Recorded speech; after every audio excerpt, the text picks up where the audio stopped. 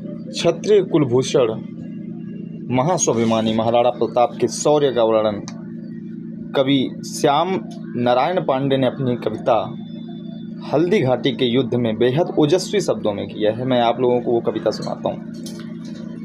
श्याम नारायण पांडे लिखते हैं, यह एक लिंग का आसन है, इस पर न किसी का शासन है। नितसिहक रहस कमलासन है, सिंहासन है, सिंहासन है, सिंहासन है, सिंहासन है। यह सम्मानित अधिराजों से अर्चित है, राज समाजों से। इसके पद रज पोंछे जाते भूपों के सिर के ताजों से। इसकी रक्षा के लिए हुई कुर्बानी पर कुर्बानी है। राणा तो इसकी रक्षा कर, यह सिंहासन अभिमानी है, यह सिंहासन अभिमानी है। खिलजी तलवारों के नीचे थरथरा रहा था अवनी तल। वह रत्न सिंह था रत्न सिंह, जिसने कर दिया उसे शीतल।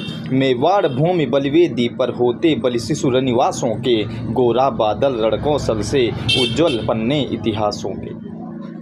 जिसने जौहर को जन्म दिया वह वीर पद्मिनी रानी है। राणा तो इसकी रक्षा कर, यह सिंहासन अभिमानी है, यह सिंहासन अभिमानी है। मुंजा के सिर के सोड़ित से जिसके भाले की प्यास बुझी। हमीर वीर वह था जिसकी असिबैरी उड़ कर पार जुझी। प्रण किया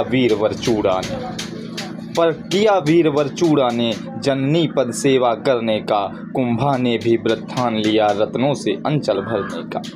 यह वीर प्रसवनी वीर भूमि रजपूती की राजधानी है। राणा तो इसकी रक्षा कर, यह सिंहासन अभिमानी है, यह सिंहासन अभिमानी है। जयमल ने जीवन दान दिया, पन्ना ने अर्पण प्राण दिया। कल्ला ने इसकी रक्षा में अपना सब कुछ कुर्बान किया। सांगा को 80 घाव लगे, मरहम पट्टी थी आँखों पर। तो भी उसकी असी बिजली सी फिर गई छपा छप लाखों पर। अब भी करुणा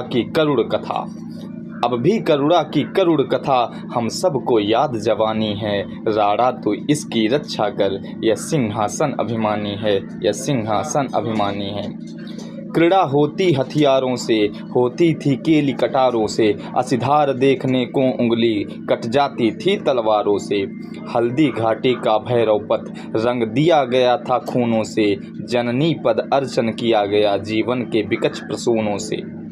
अब तक उस भीषण घाटी के कड़कड़ की चढ़ी जवानी है।